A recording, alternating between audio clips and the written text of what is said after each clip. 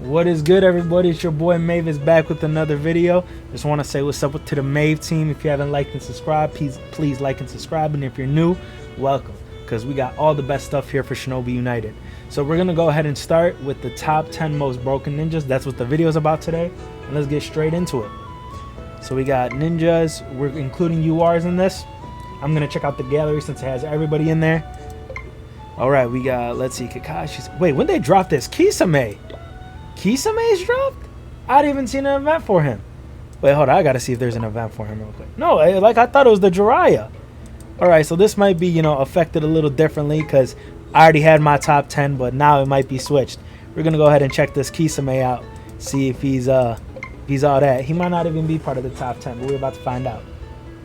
Thank you for the worship and cross arena. Let's see what Kisame is about. So we got a UR Kisame here. Let's go ahead and read. He's a taijutsu type. Let's read his first move. His first move deals taijutsu damage 263% to front enemy units with a 50% chance to freeze them for 1 round, while granting self and 1 allied unit a water shield for 2 turns. So his freeze, the carrier cannot take action for 1 round, removes the state after being attacked 3 times. Summoning and ninja tools excluded. Cool. Now let's see what this water shield's about. The shield absorbs damage equal to 10% of the caster's max HP. If it is broken, then deals damage ignoring defense equal to 150% of the shield value. If the shield expires without an attack, then deals equivalent damage to the unit front, lasting 2 rounds. Can be stacked with other kinds of shield. All right. That is raw. His first move is raw. So, I mean, he definitely almost in the top 10. Let's see his other moves, though. Let's not get too cocky here. Obviously, the second move is going to be a passive. We have increases HP by 40%, attack by 20%, and speed by 30%. If self-heal is below 50%, increases defense by 20% temporarily and reduces lasting negative damage by 20%. All right, 2 out of 4. That's goated. Let's see this third move.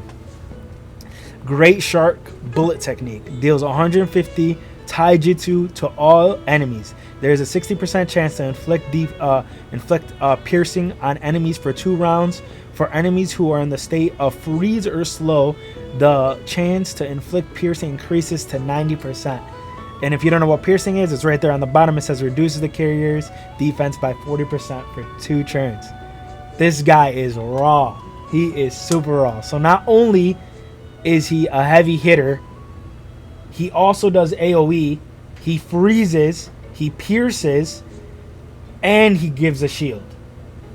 Alright, let's see this last move. But that he's already in the top 10, 100%.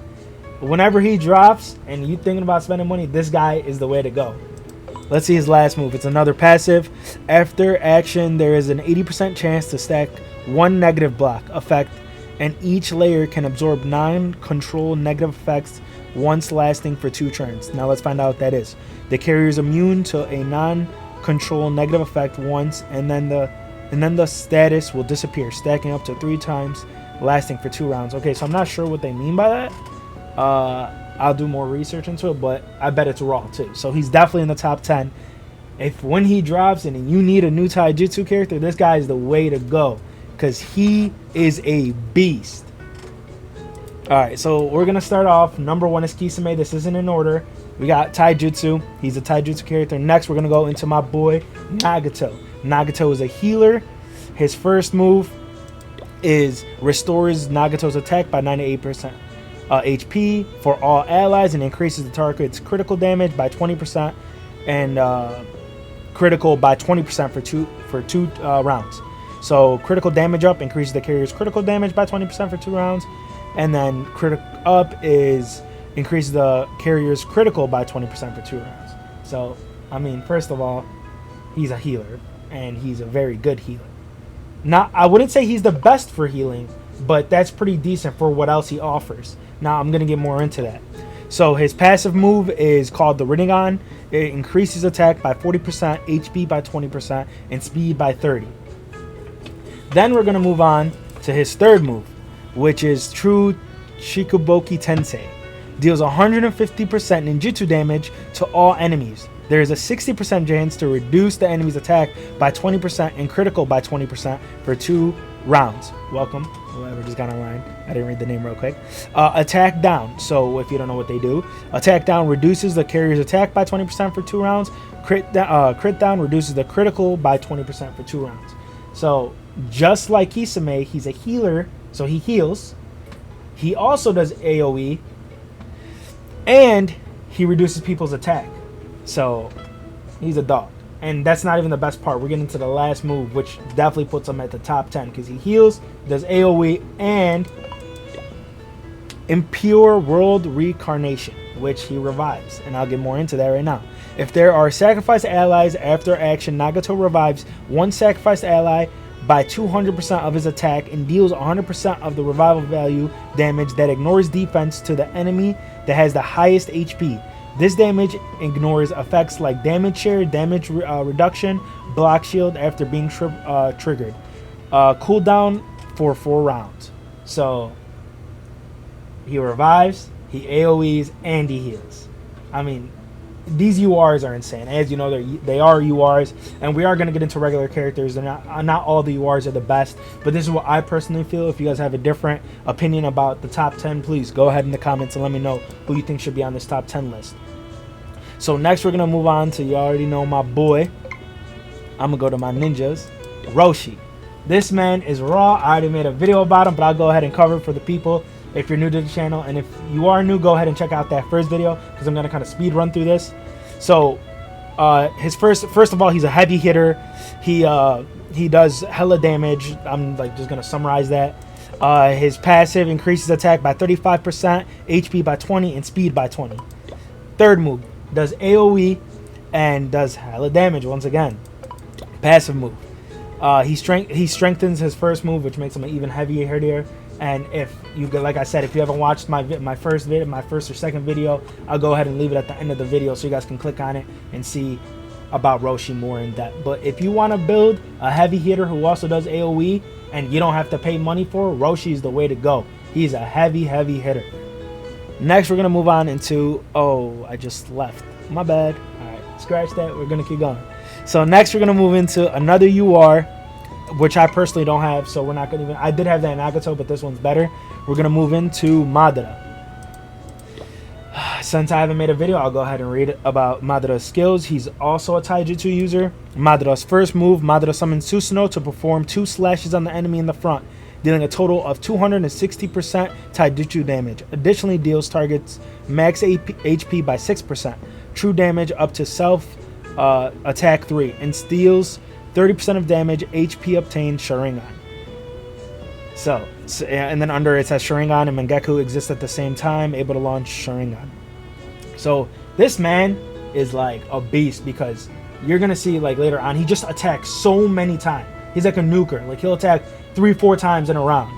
And I don't really know much about him, but I do know that he does that because I've gone up against a lot of them, and I haven't done like my really research on it, so we're gonna learn together about how raw he is right now.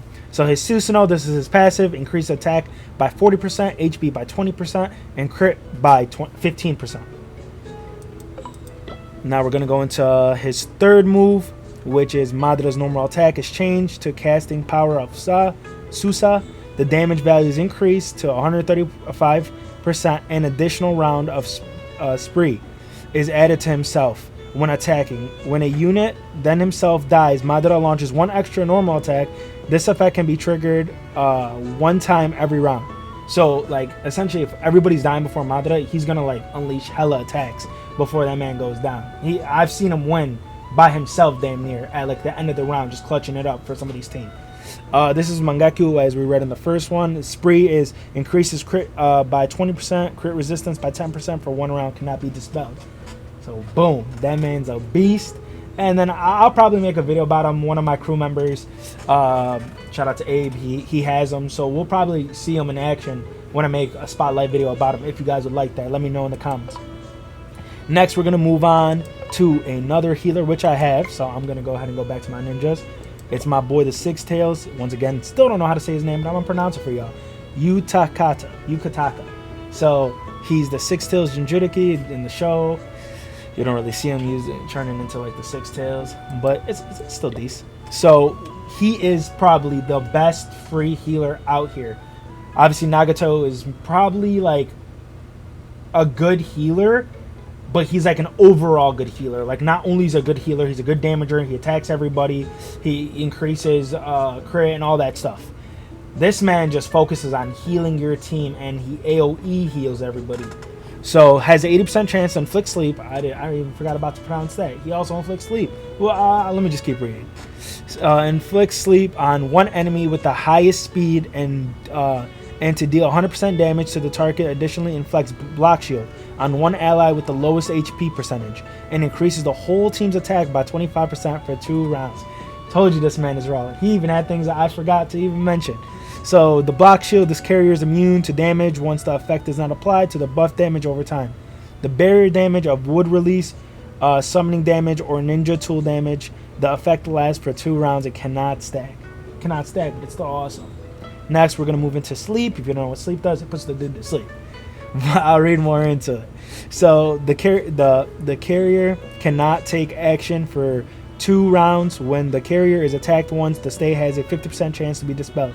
When attacked twice, the status will disappear. The attack ninja does not include that from summoning or ninja tool. So that's awesome. So obviously your ninja tool and your summonings don't count in the attacks. Only your character attacking character. And so he's definitely asleep. So he's immobilized for 1 turn. And that's saying that if you don't attack him. Because if you attack him now, it turns into a 50% chance. If he gets attacked twice in the round, he'll be able to attack the next when it's their turn to attack.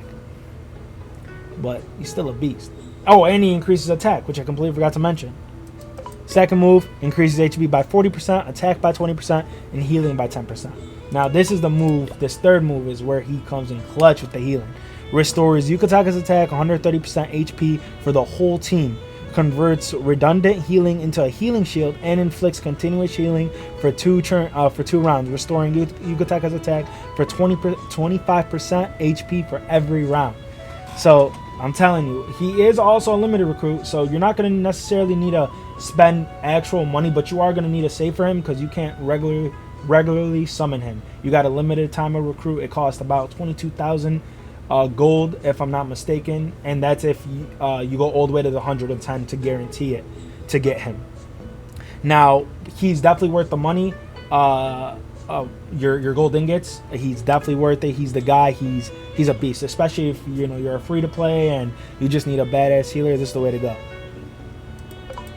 And then we got Jinjuriki, which is his last move. At the beginning of every round, restores Yukataka's attack by 110% HP for 1 ally with the least HP, and increases the target's crit resistance by 8% for one turn.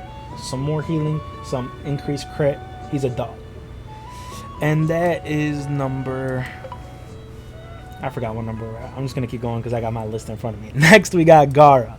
Now, I know there's some mixed feelings about Gara, but he is definitely an S-class barrier. And my cousin Natu hates him, but I know he's a beast. I mean, he's part of my main team. And I'll tell you why right now. Because my boy not only heals himself, protects himself. Here, I'm about to read that right now.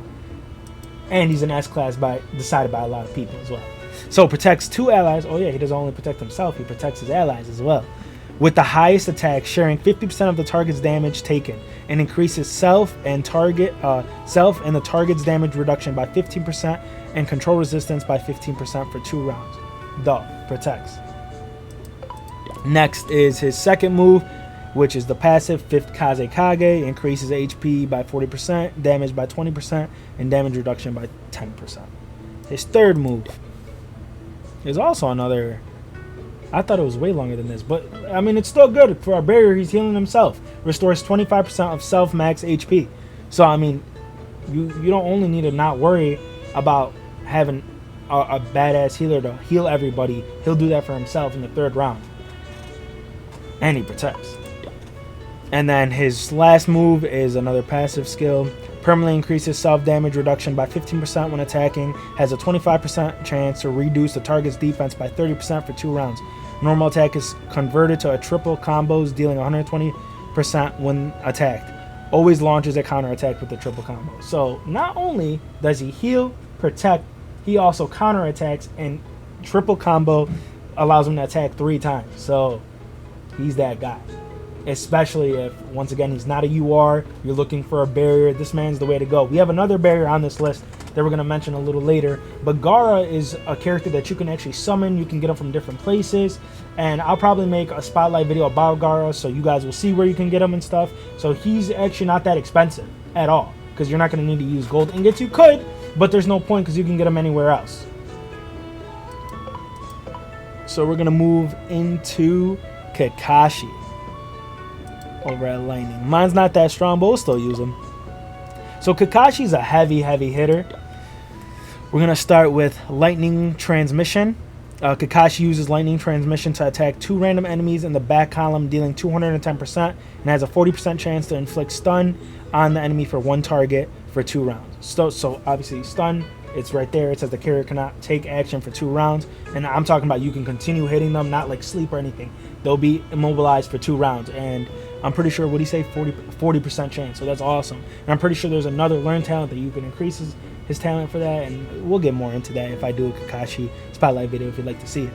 So, heavy hitter, he stuns and he focuses the back column, because sometimes that back column's where they have their healers and they're hard to get to because you're hitting everybody, but no, his first move targets that back column. So next we're going to move on to his second move, which is Kunahan Ninja, level 3. Increases HP by 40%, attack by 20%, and crit by 15%. Let's continue going. Third move, Double Lightning Shock, level 3. Deals 374 damage to the enemy with the least HP.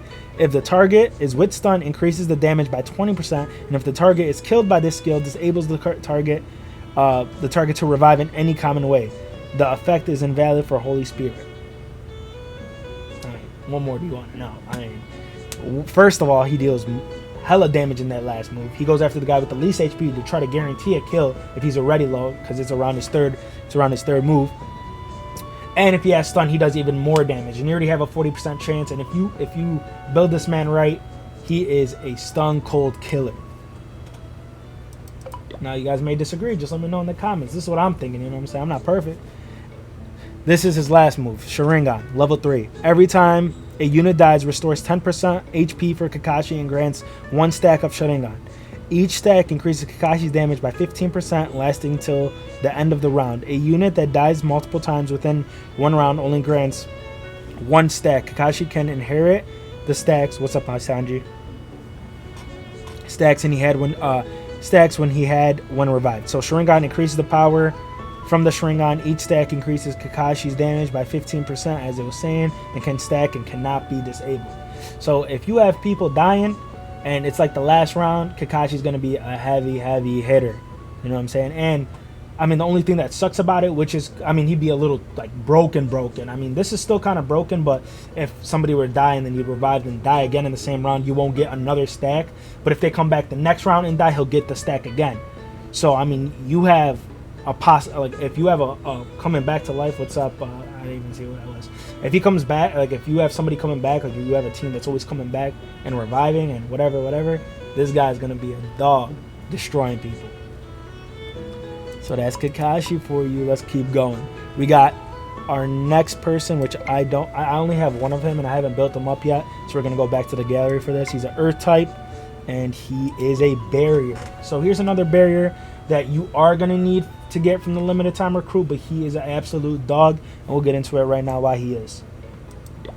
So his first move is called Multiple Lotus Non-Self Connect Cannons. Deals 135% damage to all enemies with a 70% chance to inflict them piercing for 2 rounds. So piercing right here says reduces the carrier's defense by 40% for 2 rounds. So not only is he supposed to be like in the beginning, like, you know, like in the front of your team, he's also a heavy hitter with, well, I mean, I wouldn't say heavy, but he does AoE, which is amazing. And he could be considered a heavy hitter because he's reducing people's defense and attacking them at the same time. Well, with a 75% chance. But I mean, that's a pretty high chance, and it's for 2 rounds. So your other people, let's say like you got Kakashi with him or Madara, I mean, they're gonna clean up. Next is Group Taka. Jugo HP plus 40%, attack plus 20%, critical resistance plus 30%. Next we move on to his third move. Jugo's normal attack now deals 100% damage to the units in the front row, and all of Jugo's attacks have a 60% chance to inflict Juin on the target. Junin, a special damage mark that detonates when the carrier takes critical damage. After detonation, each stack deals damage equal to 4% of the caster's HP. The mark can stack up to 10 times and cannot be dispelled until the end of the combat. I mean, come on now. That is OP as heck. So, I mean, as long... What's up, Batman? That's my cousin, everybody. So, it doesn't matter how many times... it does matter. 10 times. But, I mean, think about it. That's 40%. I mean... And all you need is somebody with critical damage, and you should have somebody that's putting out high crit. So this man's a dog combined with the right people. On top of reducing AoE, reducing defense, and now this. His last move. When attacked, Jugo has a 60% chance to inflict 1 stack of Jun. So now when he gets attacked, he also stacks it. So you don't even gotta... I mean, you should still have somebody with crit, because you're going to need that to detonate it. But I mean... Well, sorry, let me go back to this third move. How does he place it?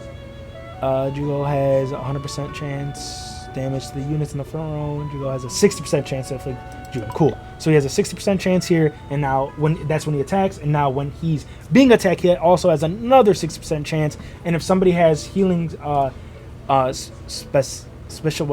special something.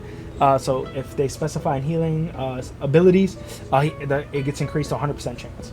So Jugo is another dog that you should put on your team, but he is only from the limited time recruit, so keep that in mind. That's going to be 22,000 ingots to bring them up, and I mean you're going to need what? I think it's like 18 of them to like 13 star. Next, we're going to move on to another not UR. So there you go. Keep your list, and this one is another person you can get from everywhere. Mine's not that strong, but let's go ahead and use her real quick. It's Tamari. Tamari is a very heavy hitter, but she is super squishy. So she's going to need a decent healer and barrier. And honestly, I can put her in my team with... I'd probably switch her out for Ashitopathic if I wanted her in there with Yukataka and... Roshi, and Gara to protect her. So Gara's going to be the one protecting, healing, all that crap. And then we're going to have Yukataka steady. Well, he's going to be healing himself, but Yukataka is going to be healing the whole team. And as long as she's in the back being covered by them, with Roshi doing the heavy damage alongside her, you got this. And we'll see why right now. So her first move deals 174% damage to 2 random enemies in the back column. So here's another person who's attacking that back column, and has a 40% chance to inflict silence for 1 round. If the target is a ninjutsu ninja, increases damage by 30%. So she's a taijutsu ninja. If she's attacking somebody that's a ninjutsu ninja, she also increases her damage by 30%. She also does... She has a 47% chance to silence the character. The character cannot use active skill for 1 round. Active skill. That's amazing. So you have a 47% chance of somebody not using an AoE or a healing or a defense or whatever the case may be. I mean, that's pretty high up there. That's OP by itself. Her second move is increase attack by 30% and crit by 15%. Move on to the third move. Third move deals 312% damage to the enemy with the least HP. So he's another person trying to kill people right off the bat. You know, Tamari woke up and chose violence. If the target has less than 40% HP, increases damage by 20%. So if they're already low, she's making sure she's going to get the job done. If the target is killed, it restores her HP by 20%. So, I mean, there's that. I mean, if you build her right, have the right people with her, she's going to be alive and doing hella damage and healing herself in the process. So, but she is a person who's like very dependent. You can't really depend on her to do everything. She needs backup in order to do this. But the nice thing about her is she's like Gara. You don't need the limited time. You can get her legit from summoning, from different places like Exhibition, I believe. She's everywhere. And I'll make a video about her as well, hopefully, in the near future, because we got time. We're here to stay, Mave team. So her last move is the Will of Wind. When Tamari Shippu is the first to attack, action in the team increases damage by 20% and crit by 10% for this attack. Otherwise has a 60% chance to attack. Thank you for worshiping me, Rockley. Has a 60% chance to attack 1 more target, dealing original damage 80%. So you're going to want to hook her up with some speed too. So she's not only going to be a heavy hitter, she's going to be fast, and she's going to be doing hella damage, and she gets an increase of damage by 20%. And then there's another damage increase if they're under 50, and if they died, she self-heals. So she has some pretty raw stuff. So that puts her at number 9, I believe. And we have 1 more to go. And it is another not UR, so don't worry, I made sure not to put all URs, and plus, like I said, they're not all that good. is my boy Yagi. I'm gonna call him Yagi. If you got a problem, let me know in the comments. So Yagi over here is the Four Tails. He's a beast, and we're gonna get into why. So Yagi uses coral ripples. Thank you for the worship. Yagi uses coral ripples rising, dealing 103 damage to all enemies. So we got another AoE here, and has a 60% chance to inflict slow. Slow reduces the character's speed by 15%, which is awesome. The slower they are, the less attacks they get, and reduces the target's attack by 15%. So not only is they slowing them down, they're reducing their attack as well, and it's an AoE move. Second move, fourth Mizukage. Yeah, we got all these Mizukage, Raikages, Hokages on this team, baby. Increases attack by 40%, HP by 20%, and control rate by 10%. Moving on to the third move. Yagiera borrows power from the Bijuni to form a water cannon, dealing 100% damage to all enemies. So he has two AoE moves. Dealing 100% damage to all enemies and has a 33% chance to inflict freeze. So we got another freeze character. Yes, it's low, but I mean, the fact that it's another AoE, I mean, they gotta kind of debuff them some way, but that's, I mean, you have a chance to actually freeze them, which is awesome. If the target has slow, increases the chance to inflict freeze to 53%. Okay, so what's our percentage for slow?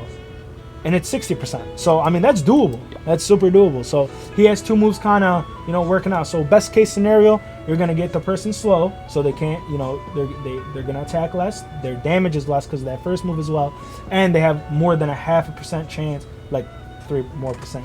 It's still hit or miss, but to freeze them as well. So the freeze, the carrier cannot take action for 2 rounds. Remove the state after being attacked 3 times. So yes, I mean, it's not like a stun where you can attack as many times because they're stunned or sleep. It has like a percentage, so it's like right in the middle of both. So with freeze, you get to attack them 3 times before they're dispelled, or they just stay frozen for 2 rounds and cannot take actions. And then we got the last move. In the first 2 rounds, reduces all speed by 8%. So this guy wants to slow everybody down. You know what I'm saying? Which is amazing. Like I said, the slower they are, the less they attack. And that cannot be dispelled for 2 rounds as well. If the target has freeze, increases damage by 30%. So if everything works out in his favor, he's a heavy hitter. He's AoE. He freezes. I mean, this is the guy. This is the way to go. He's also free in the sense of you can get him by summoning him, and I'm pretty sure there's 2 other places where you can get him without summoning him. So there's that, guys. It's the 10 most broken characters in Shinobi United. If you guys disagree, let me know in the comments. Let me know what your top 10 list is. And if you haven't subscribed, please subscribe and like the video. Mavis out, baby.